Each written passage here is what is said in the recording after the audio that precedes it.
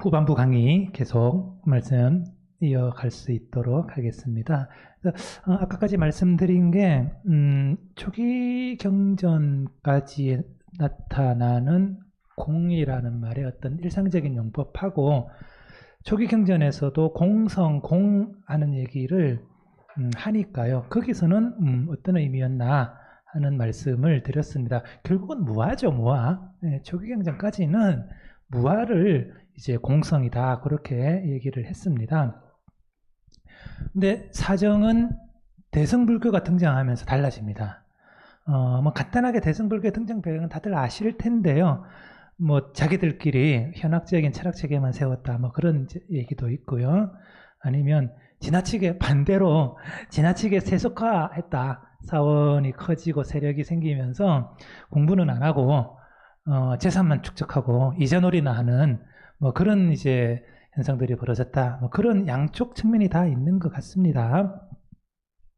최근에 들어서는 이제 특히 뭐 서양학자들 얘기입니다만 교단의 지나친 세속화에 대한 반발로 나타났다 하는 말씀들을 많이 하시는 것 같습니다. 그래서 거기에 대해서 대승불교가 발생을 했으니까 세속화에 대한 비판이고요. 초기 불교적인 어떤 수행정신으로 돌아가자. 뭐 이건 뭐 양쪽 다 하시는 말씀들인데요. 그래서 결국 이분들이 석가모니 부처님의 전생인 보살로 자칭을 하면서 거의 고행에 가까운 그런 수행을 하는 모습으로 묘사가 됩니다. 우리가 이제 잘 알고 있는 대승불교 모습하고는 조금 다른데요. 대승불교의 가장 초창기의 모습이 뭐냐라고 했을 때는 오히려 사원에서 벗어나서 지나치게 세속화된 사원에서 벗어나서 황야나 밀림에서 굉장히 고행에 가까운 수행을 하는 수행자의 모습으로 많이 나타납니다. 그래서 뭐 최근에 뭐 연구에 최근도 아닙니다만 대승불교가 원래 초창기에는 굉장히 주변부적인 현상이었고 실제로 이렇게 사회에 알려지고 한 거는 이미 대승불교도 교단 속에 들어가 가지고 세속화한 다음에 알려지게 되었다. 뭐 조금 이제 불교 교단 내에서 자리를 잡게 되었다. 뭐 그런 이제 말씀을 하시는 분들도 계시죠. 그래서 실제로 아주 초기의 경전을 보면 굉장히 고행주의자적인 모습을 많이 보여주는 것 같습니다. 역시 석가모니 오른쪽 위에 있는 석가모니 고행상과 같은 이런 수행을 하셨던 것 같습니다. 이런 분들이 이제 공사상을 선양을 하는데 반응이 별로 안 좋아요. 반응이.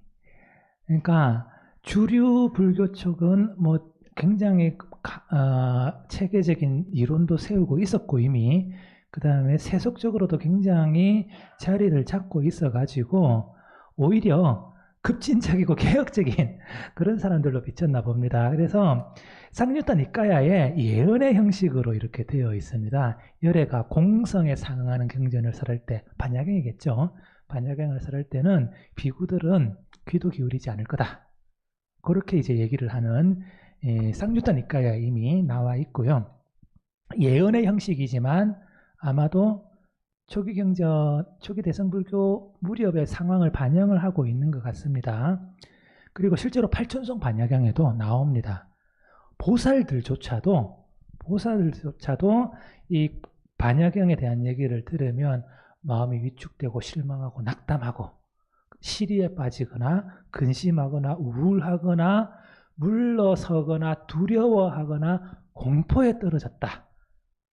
는 것을 보여줘서 사실은 않는다면 뭐 이렇게 이제 표현은 하는데요. 실제로 그 당시에 보살들이 이 사상에 대해서 처음 듣고 굉장히 두려워했다라고 하는 이런 어떤 느낌이 드러나는 그런 경전의 표현입니다.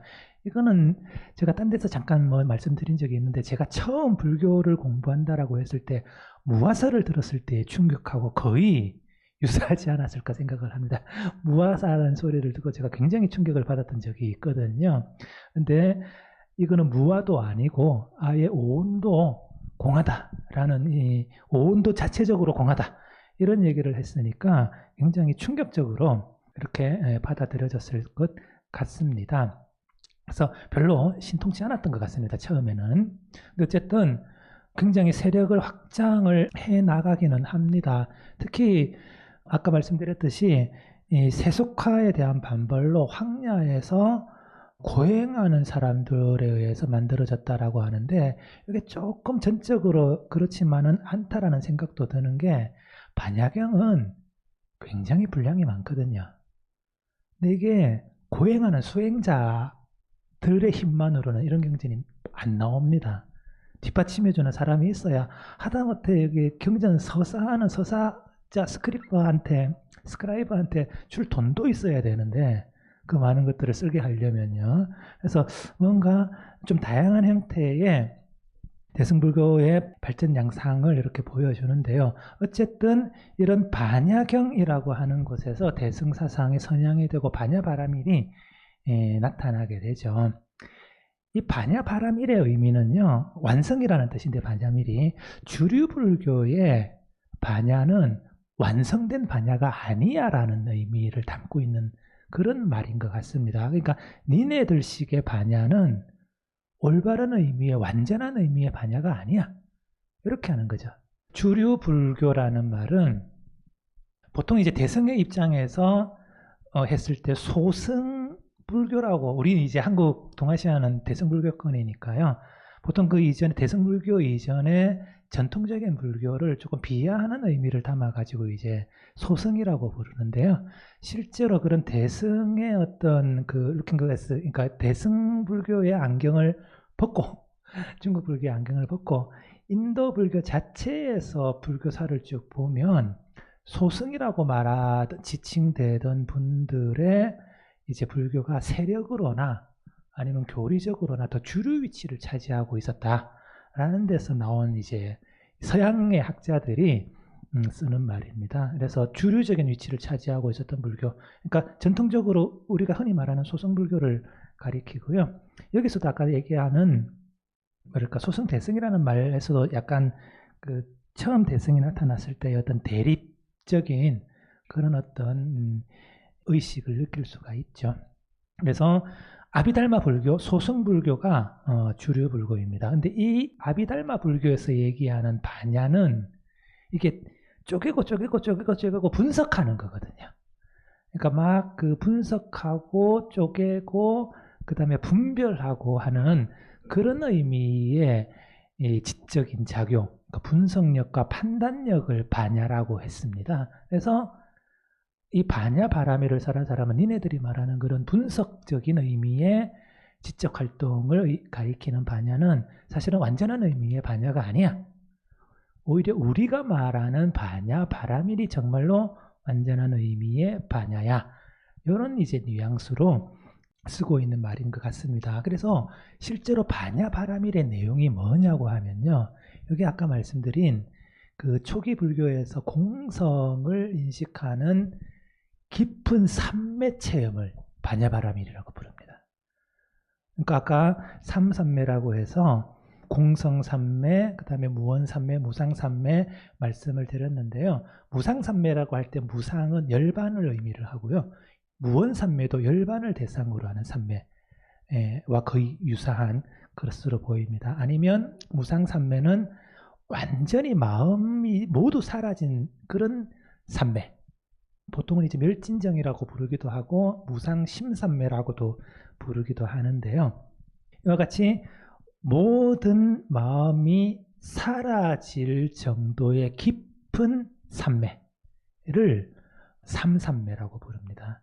그러니까 여기 어떻게 됩니까? 모든 마음이 사라지니까 모든 마음의 대상이 되는 어떤 표상이나 인식이나 오온의 이미지도 전부 사라지죠.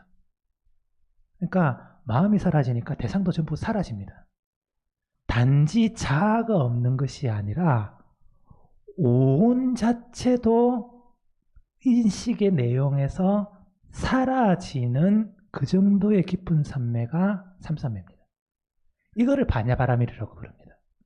이게 반야바라밀의 가장 초기 이 경전이라고 하는 팔천성 반야라고 하는 곳에서 나오는 얘기고요. 그래서 실제로 모든 마음이 소멸되는 바람에 온 자체도 인식의 영역에서 완전히 제거하는 거죠. 그렇게 됐을 때 자아뿐만이 아니라 그러니까 아공이죠. 자아뿐만이 아니라 오온도 사실은 실제하지 않는다라고 하는 그러한 체험을 하게 되는 거죠. 요게 공사상입니다. 깊은 산매 상태에서 아까 무아를 직관적으로 인식을 했던 것처럼 대승적인 의미에서는 무아이지만 그런 어떤 인격을 구성하고 있는 요소인 오온에 대한 인식은 남아있는데 그것도 완전히 없애버리는 거죠. 그것도 완전히 없애버린 상태에서의 체험을 설명하는 사상이 공사상을 낳게 되었고요. 그리고 그런 어떤 깊은 산매를 더 잘하게 하기 위한 어떤 그것을 뒷받침해 주기 위한 사상으로도 공사상의 산출이 요구가 되지 않았나 그렇게 이제 보입니다. 그래서 말을 참 잘 만드는데요. 대성환영주의라고 하는 그런 식의 말을 또 붙이기도 합니다. 마야죠. 환영이라는 건 마야입니다. 아까 시기 마술과 같다라고 했을 때 그 마술이 마야거든요. 굉장히 자주 나오는 비유입니다. 인도 사람들 마술을 굉장히 좋아했던 것 같아요. 그래서 사거리에서 사람 모아놓고 뭐 풀이는 나뭇가지 같은 걸로 이렇게 말도 만들고 코끼리도 만들고 하는 그런 마술 공연을 많이 했나 봅니다. 그게 이제 마야인데 실제로 선정 상태에서 들어가 보니까 우리가 일상적으로 경험하고 인식하는 온 세계, 온 전체가 사실은 그런 마치 마술로 만들어진 것 같은 마야에 불과하다, 환영에 불과하다라는 인식을 하게 된 거죠. 그래서 그러한 고행에 가까운 아까 말씀드렸던 이 고행에 가까운 수행자들이 경험하는 삼산매를 통해서 무아설을 확 일반화시켜 버린 거죠. 개인적인 차원의 자아뿐만 아니라 온 세계의 어떤 무실체성이라고 하는 경험으로 일반화시킨 게 공사상이다. 이게 팔천송반야라고 하는 제일 처음 기원전 한 1세기 전후로 해서 만들어진 경전에 나오는 거고요. 그래서 기원에서 연기설하고 무관합니다. 연기에 대한 어떤 인식도 필요하지 않고요. 연기는 굉장히 이론적인 인식이거든요. 무명을 연해서 행이 있고 행을 연해서 식이 있고 같은 굉장히 인과론적인 그런 이론적인 사고를 요구를 하는데 사실 공산매 혹은 삼산매, 무원산매, 무상산매는 그런 이론적인 인식이 완전히 사라진 상태입니다. 그러니까 이거는 연기하고 병립할 수가 없습니다. 그래서 연기설에서 논리적으로 산출되지도 않고 실질적인 실천에서도 둘은 전혀 다른 실천의 방식입니다. 12연기는 비파샤나의 방식이거든요. 이론적으로 관찰하는 방식인 거고 공사상을 산출한 삼산매는 그런 이론적인 어떤 사유를 완전히 없애버린 상태에서 발생하는 말을 하자면 좀 신비적이고 초월적이고 직관적인 인식이랄까 그런 성격을 가진 겁니다. 그러니까 여기서 아까 용수가 중론에서 한 말의 의도가 드러나는 거죠. 공사상이 너무 혁명적이거든요. 완전히 새로운 사상이거든요. 요거 하나만 이렇게 선양을 하면 위험합니다. 완전히 뭐랄까요? 불교에서 이런 말을 쓰지는 않지만 이단으로 몰리거나 안 그래도 별로 마음에 들어하지 않는 세력도 없는 그런 사람일 수가 있는데 그런 말을 할 수가 없으니까 전통적으로 중시되어 오던 연기설과 같은 거다라고 선언을 하게 되는 거죠. 이게 아까 소개드렸던 중론 24장 18개송의 의도입니다. 성공했죠. 대박이 난 겁니다. 그래서 반야신경에 아까 공즉시 시색, 색즉시공 공즉시색 얘기를 가만히 보면요. 이게 초기경전에서 하는 얘기랑 똑같습니다. 오온이 공하다 하는 말이거든요. 해석만 달리하는 겁니다. 그래서 초기경전식으로 하면 오온의 자아가 없다라고 해석을 하는 건데 대승에 오면요. 아까 그런 오온 자체도 우리의 인식 내용에서 사라지는 경험을 통해서 오온이 자기 자신에 대해서 그러니까 이게 자성이라는 말이 나오는데 아까 제일 처음에 말씀드렸던 사과를 사과이게끔 만들어주는 어떤 실체 그것에 대해서 공하다라는 해석으로 바뀌게 되는 거죠. 그러니까 말은 같습니다. 해석만 달라집니다. 이게 사실은 불교가 새로운 사상을 발전시키는 가장 기본적인 방식입니다. 똑같은 말을 가지고 와서 해석만 달리하는 거죠. 그때의 어떤 요구되는 상황에 따라서. 그래서 표를 보시면 오온과 자만 가지고 얘기하는 초기 불교는 오온은 있고 이게 공한 거죠. 그 다음에 없는 거는 자입니다. 하지만 반야경에서는 똑같습니다. 오온은 있고 자는 없는데 자성이라고 하는 어떤 실체적인 것, 아까 사과라고 인식할 때 다른 것과 구별되어서 그것만이 가지고 있는 어떤 고유한 특징 혹은 고유한 본질, 그런 것도 없다라고 하는 거죠. 그래서 이게 자성이 없다라고 하는 자성공이라고 하는 말로 많이 알려져 있고요. 자성공이라는 말은 사실은 자성에 대해 공하다라는 뜻입니다. 자성에 대해 공하다. 그래서 오온이 자성공이다라고 하면 오온은 있고 오온의 자성이 공하다. 이런 식이 되는 이제 의미가 되는 거죠. 실제적으로는 이것도 역시 대승불교의 공성도 오온은 있고 그 다음에 오온의 자성이 없는 것, 이게 오온의 공성입니다. 완전히 모든 게 사실은 다 없다, 이런 것까지는 가지는 않는 것 같습니다. 문제는 표현이 굉장히 그렇게 가기 쉽게 만들어져 있습니다. 이 오온이 공하다라는 말을 그런 식으로 오온이 자성이 없다라는 식으로 계속 선양을 하다 보니까 이게 이 불교 경전에서 말하는 허물론이라고 할까요? 그런데 빠지기 굉장히 쉬운 이런 표현과 내용을 가지고 있는 것도 사실은 사실입니다. 그래서 경전 자체에서 많이 경고를 하죠. 보적경 같은 경우에 겨자씨만한 공견, 수미산에 비유되는 악연보다 겨자씨만한 공견이 더 위험하다. 뭐 이런 식으로 이제 굉장히 경계도 하고요. 그 다음에 독사를 잡는 것과 같다.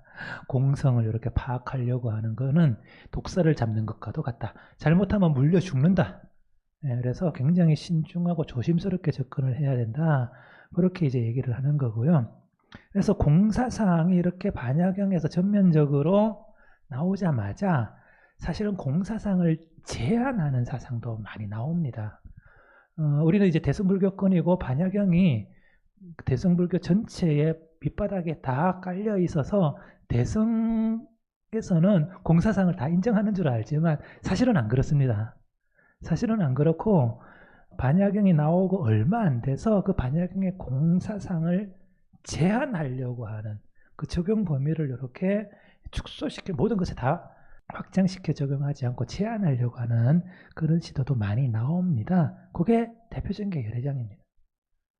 그래서 열애장이라고 하는 것은 번뇌에 대해서는 공이지만 열애의 공덕에 대해서는 불공이다 라는 식으로 이제 표현을 합니다. 이게 한약에서는 공열애장, 불공열애장 뭐 이런 식으로 표현이 돼가지고 이게 도대체 무슨 말이야 읽으면서. 그런데 번뇌가 없고 열애의 공덕은 있다라는 말입니다. 그러니까 이것도 없는 것과 있는 것을 정확하게 구별해서 보라고 하는 가전연경에 그 말하고 그대로 이렇게 일치를 합니다, 사실은. 그래서 열애장 상상 같은 경우에는 열애장은 있고 번뇌는 없고 열애의 공덕은 있는 거죠. 이게 아까 반야경에 보면 여기 자성은 없다라는 식으로 나오지 않습니까? 그런데 열애의 공덕은 있다라고 나오는 거죠. 이게 공사상을 제한하는 형태입니다. 그리고 아예 육아행파는 보통 이제 잘못 이해한 공사상 비판 이런 식으로 많이 알려져 있는데요. 악취공이라고 그럽니다. 악취공. 악취해서 잘못 파악한 공 해가지고 이거 사실은 반야 중간사상을 비판하는 거라고 저는 생각을 합니다. 말은 점잖게 해가지고 뭐 노골적으로 실명을 거론해서 비판하지는 않지만 실질적으로는 반야 중간을 이제 공격을 하는 거고요, 비판을 하는 거고요. 그래서 기본적으로 장소와 사물이라고 하는 구도가 계속 유지가 되는데 공이라는 말에는요, 모두 없다라고 이렇게 주장하는 사람들, 이 중간을 비판을 하는 건데 중간도 사실은 이렇게까지 주장은 안 하는데 원래 비판을 할 때는 비판하기 좋게 이렇게 또 만들어서 비판도 하지 않습니까? 그리고 그런 경향이 분명히 있는 것도 사실이고요. 그래서 중간 사상을 허물론자들이라고 비판을 하는 거죠. 그리고 잘 이해한 공사상은 뭐냐라고 했을 때 어떤 장소에 어떤 사물이 없고 남아있는 어떤 게 있을 때 장소와 남아있는 거는 있다고 알고 없는 것만 없다고 하는 것. 뭐 이런 식으로 이제 얘기를 하는 거죠. 여기 이제 유가사지론 보살지에 나오는 구절인데 이것도 초기 경전에 나오는 말입니다. 초기 경전에 나오는 말이고 유명한 이제 공성에 관한 짧은 경전이라고 있습니다. 이게 소공경이라고 보통 부르는데요. 그 경전에서 가지고 와서 유식사상은 어느 정도 공사상을 제한하는 방향으로 재해석을 하게 되는 거죠. 이게 의강표에서 말하는 삼성설로 이렇게 발전을 하는데요. 어려운 말은 넘어가도록 하겠습니다. 그래서 오히려 유식사상은 공사상을 자신들이 제대로 해석한 우리가 공사상 해석의 적자라고 그렇게 주장을 합니다. 반야경과 중간사상은 니네들 공사상 잘못 해석한 거야. 그렇게 해가지고 자기 자신이 실제로 공사상의 해석의 적자를 자임을 하고요. 이게 이제 말이 조금 굉장히 좀 파격적인데 상상력에 집착이 없는 것이 공성이다 이렇게 하는데요. 아까 말씀드렸던 상상력이라고 한 게 이게 의탁이성입니다. 의탁이성이 이제 유가행파의 입장에서는 이게 식을 의탁이성이라고 그러거든요. 우리의 마음. 우리의 마음을 의탁이성이라고 하고 우리 마음의 본질적인 능력이 없는 것을 만들어내는 능력이라고 합니다. 이게 좀 허망분별이라고 하는 수어가 있는데요. 허망, 존재하지 않는 것을 분별, 상상하는 겁니다. 있다고. 그래서 우리는 전부 우리의 마음은 전부 없는 것을 있다고 상상하는 작용으로 이루어져 있습니다. 그런데 그 있다고 상상되는 것이 집착의 대상으로 이렇게 변했을 때, 이걸 이제 변개소집성이라고 그러는데요. 그 상상하는 능력에 그렇게 집착된 대상이 없는 것을 원성실성이라고 그러고, 이게 유가행파에서 말하는 승위적인, 그러니까 궁극적인 의미의 공성입니다. 요거를 현대적으로 조금 바꿔보면 상상력에 집착이 없는 겁니다.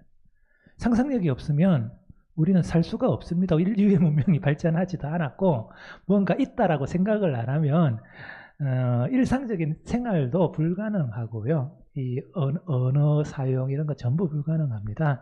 대신에 거기에 대해서 집착하지 않는 것만을 얘기하는 것이 유식의 공사상이라고 할 수가 있을 것 같습니다. 그래서 공사상의 발전 단계라고 이제 했는데요. 초기에는 무화설을 얘기를 한 거죠.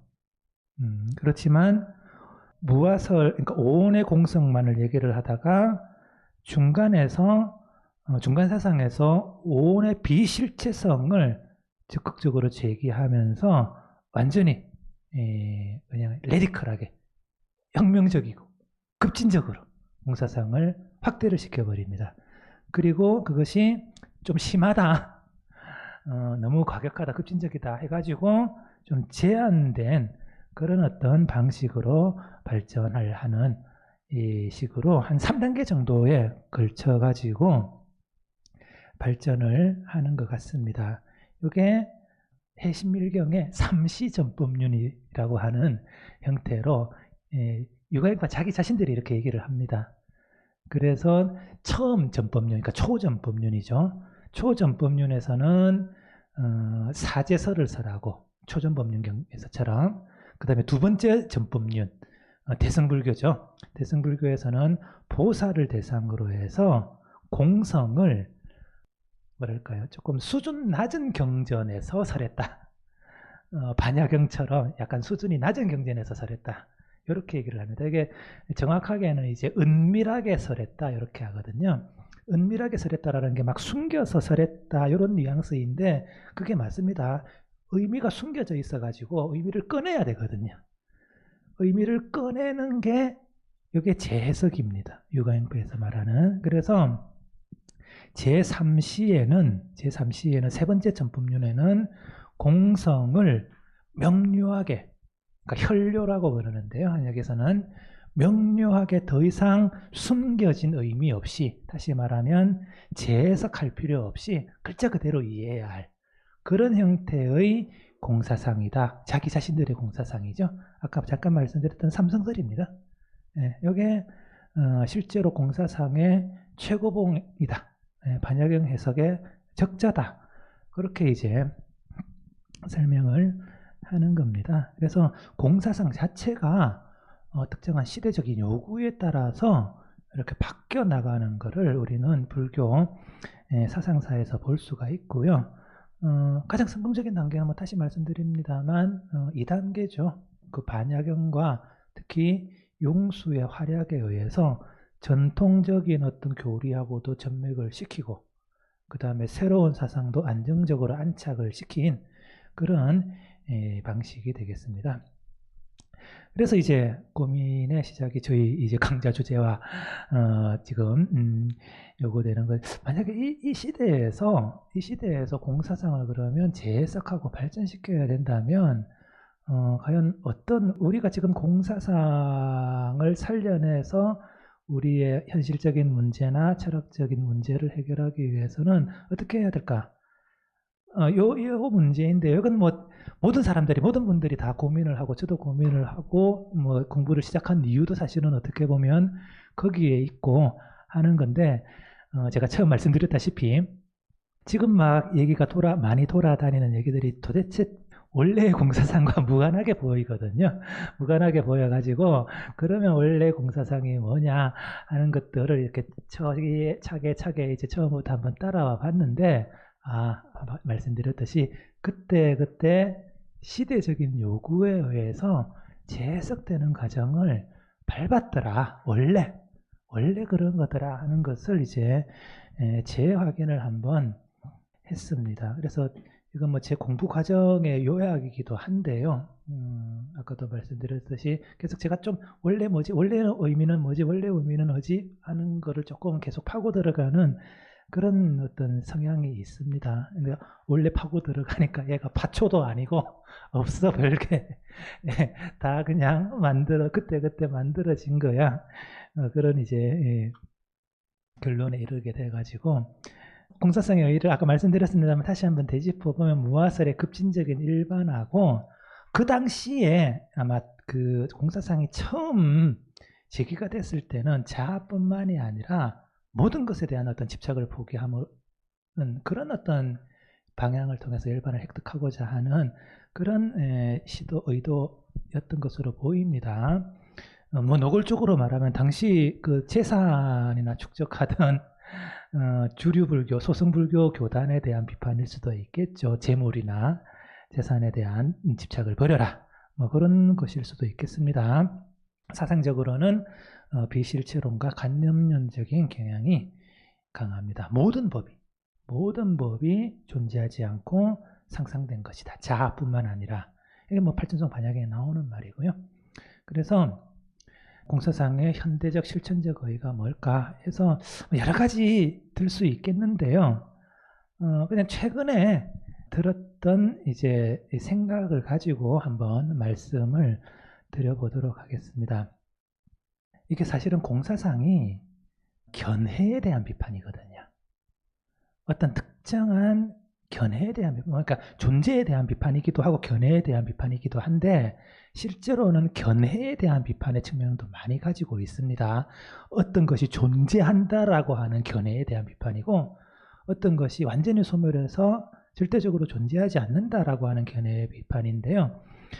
종교를 저희들이 이제 공부를 하고 신행을 하고 있는데, 제일 먼저 보는 거는 저는 역시 종교적인 광신주의가 현대 들어서도 여전하다. 오히려 가끔 가다가는 더 깊어지는 경우도 있다 하는 것들을 굉장히 많이 봅니다. 뭐 최근에 뭐 일본의 옹진류나 이런 것도 있고요. 근데 제가 오늘 가지고 온 거는 그냥 뭐랄까 약간 웃어 넘길 수도 있는 가벼운 겁니다. 이 평지족이라고 혹시 들어보셨는지 모르겠습니다. 평지족. 지구가 평평하다라고 주장하는 사람들입니다. 근데 이게 제가 굉장히 재밌어가지고 이 커뮤니티에도 한번 가가지고 보고 넷플릭스 아까 제가 넷플릭스 연결했는데 지금 넷플릭스에서는 내려갔거든요. 그래서 지금 넷플릭스에서는 볼 수는 없는데 다큐멘터리가 있습니다. 이게 제가 많은 분들한테 추천도 하고 그랬는데 어떻게 종교가 발생을 하고 작동을 하는가 하는 것을 굉장히 잘 보여준다고 생각을 합니다. 뭐냐 하면 교리는 아무 상관없습니다. 교리는 예를 들어서 이걸 레거시 종교에 적용을 시켜도 똑같습니다. 불교를 믿든 기독교를 믿든 상관없습니다. 중요한 거는 그 교리를 믿는, 그러니까 공통적인 견해를 가진 사람들이 모여가지고 서로 지지하고 격려하고 공동체를 만드는 겁니다. 내용은 아무 상관없습니다. 그래서 심지어는 지구가 평평하다라고 하는 교리 내용을 가지고 있어도 공동체를 형성하고 자신들끼리는 이게 진리라고 믿으면서 생활에 나갈 수가 있는 겁니다. 근데 이분들은 그나마 좀 재미있어 가지고 가벼워 가지고요. 제가 이제 말씀드리는데 굿즈도 많이 만들어 가지고 장사도 잘 합니다. 그런데 굉장히 과학적 지식이 많은 전문 직종 사람들도 굉장히 많다고 합니다. 이게 의외로 많습니다. 예를 들어서 우리 한국도 사이비 같은데 JMS 같은데 보면 멀쩡한 사람들이 가가지고 전재산 기부하고 막 살거든요. 그래서 되게 이상하다 막 그러는데 왜 그러냐 하니까 이 소속감이나 그 다음에 예를 들면 제가 하나 더 찾아놓은 게 있는데 이거는 코로나 음모론이거든요. 코로나 음모론인데 이제 빌 게이츠가 코로나 바이러스를 다 심어가지고 코로나가 이렇게 퍼졌다. 뭐 이제 그런 이제 음모론인데 한 2015년에 전염성에 강한 바이러스 때문에 수십 년 안에 1000만 명이 죽을 것이다라는 예언을 했나 봐요. 이때는 아무 문제 없이 넘어갔는데 코로나가 터지고 이게 재조명되면서 빌 게이츠 네가 이렇게 만든 거 아니냐 하는 식의 음모론에 시달리게 됐다고 합니다. 여기서 나오는 거는 뭐냐 하면 코로나 때문에 갑자기 직장을 잃고 가족을 잃고 생계가 곤란해지고 고립된 사회 환경이 발생을 했습니다. 그럴 때는 뭐가 필요하냐 하면 희생양이 필요합니다. 그러니까 내가 왜 이런 일을 당하는지를 모르거든요. 내가 멀쩡하게 잘 살아왔는데 왜 갑자기 직장에 해고가 되어야 되고 그 다음에 내 아이를 잃어버려야 되고 이런 상황을 받아들일 수가 없는 겁니다. 제일 좋은 방법이 타겟을 하나 만들어가지고 희생양을 만들어서 책임을 덮어 씌우는 거거든요. 많이 나타납니다. 예. 참사 때마다 나타납니다. 한국에서도. 근데 그게 사실은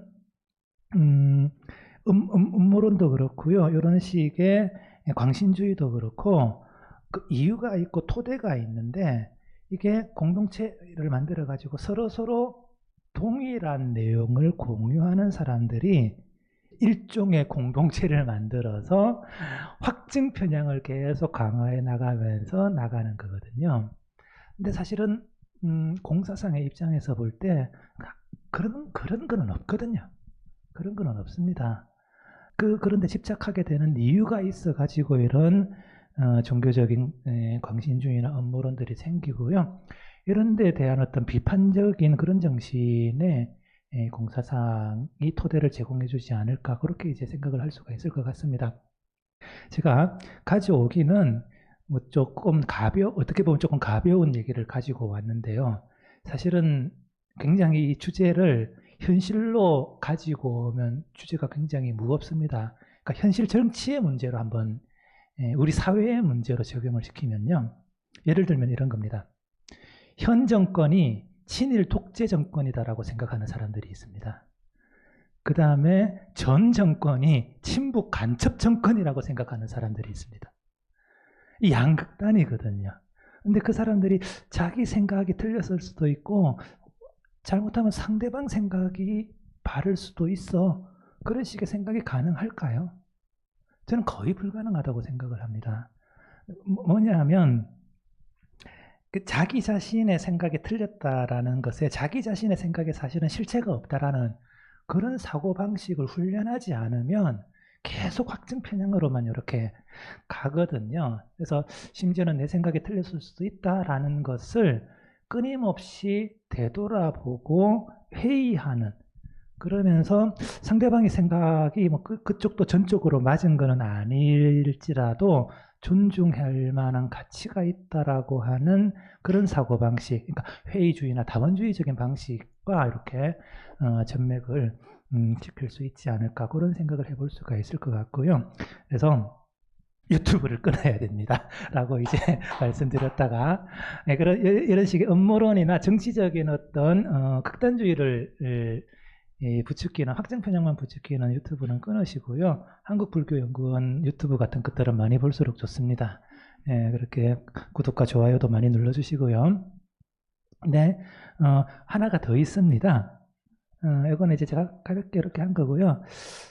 제가 옛날부터 계속 생각을 해오는 주제가, 불교가 현실 사회, 현대 사회에서 어떤 도움이 될 수가 있을까 해서, 저는 환경 문제에 대한 어떤 사상적 배경이나 그 다음에 명상과 관련한 그런 어떤 실천적인 대안이나 제공해 주는 게 굉장히 이제 필요하다고 이렇게 보거든요.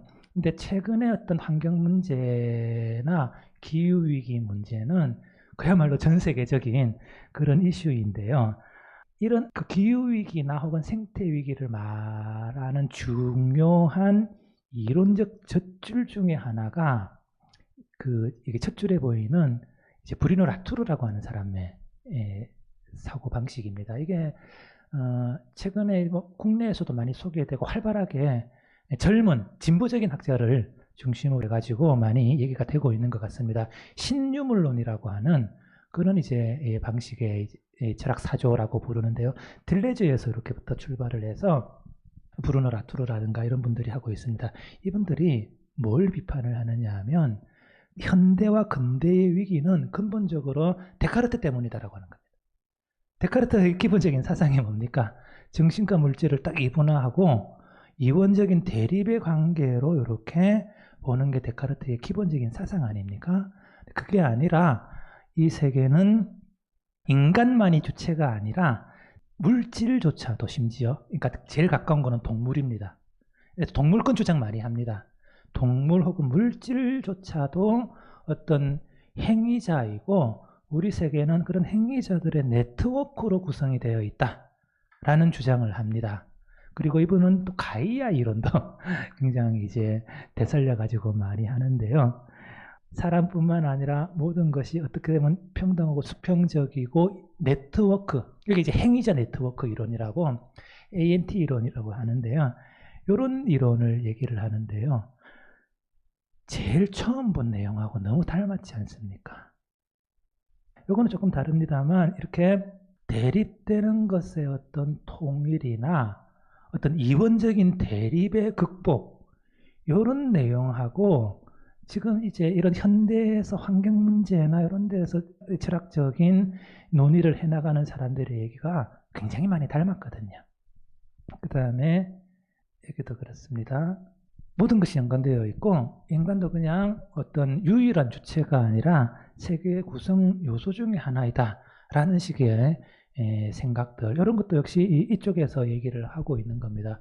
이게 아까 제일 처음 보여드렸던 화엄에서 얘기하는 혹은 선에서 얘기하는 이 공사상을 이원적 대립의 해소로 보거나, 뭐 모든 것은 연관되어 있다, 이런 건 좀 연기법의 가까운 이 사상입니다만, 연기와 공성을 동일시키면서 이렇게 연결을 시키죠.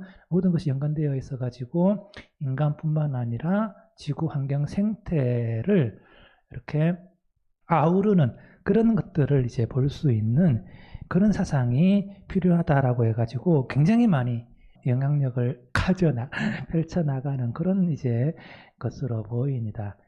이게 아까 얘기했던 불교의 그 즉비 사상이나 불연 기연 사상하고 이렇게 잘 맞습니다. 예, 형식적으로, 그러니까 말이 거의 비슷합니다. 얘기를 들어보면요. 그래서 이렇게 요구되는 상황이 있습니다. 그러니까 불교가 이런 식으로 재해석이 요구되는 상황이 있고 그런 식의 요구되는 상황이 있으니까 제일 처음에 봤던 그런 김지아의 불연기현의 사상이나 뭐 스즈키의 어떤 즉비의 논리나 이런 식의 이제 논의가 나오게 되는 거죠. 그게 현대가 불교 사상의 재해석에 요구를 하는 거고 우리가 이제 대답을 해야 할 의미가 있는 그런 거라고 생각을 합니다. 유명한 사진인데요. 북극곰, 바짝 마른 북극곰에서 기후위기를 알린 유명한 사진입니다. 사실은 저는 그래서 환경 문제나 생태 문제에 대해서 관심을 많이 가져왔고 했는데 최근에는 조금 식었기는 식었습니다. 이것도 지나친 극단주의적인 형태를 많이 띠거든요. 예를 들어서 멸종운동 같은 거나 유럽에서 내게는 붉은 정령운동 이런 것들을 제가 자세히 보는데 아까 봤던 어떤 광신주의와 그렇게 다른 모습이지 않더라고요. 그래서 이런 어떤 긍정적인 측면은 있지만 생태나 환경이 역시 극단주의적인 어떤 경향도 있어가지고 여전히 있는 것과 없는 것들을 잘 가리듯이 어느 특정한 극단에 빠지지 않고 중도를 이렇게 잘 밟아 나가는, 헤쳐나가는 그런 것들이 필요하다 하는 말씀을 드립니다. 그래서 오늘의 모토는 사실 두 가지를 생각을 했습니다. 근데 마지막으로 한 가지만 가져왔는데 상상하라 집착 없이. 첫 번째 가지고 오지 않은 모토는 뭐냐면 인생의 의미는 없고 자연의 법칙은 없다였습니다. 인생의 의미는 없고 자연의 법칙은 없다. 그러면 어떻게 하느냐? 인간이 부여하는 것이다. 그러니까 그 논인데 똑같은 말입니다. 상상하되 집착 없이 하라 하는 것이 공사상이 가진 가장 기본적인 의미가 아닐까. 그렇게 이제 말씀드리면서 오늘 강의는 마치도록 하겠습니다. 감사합니다.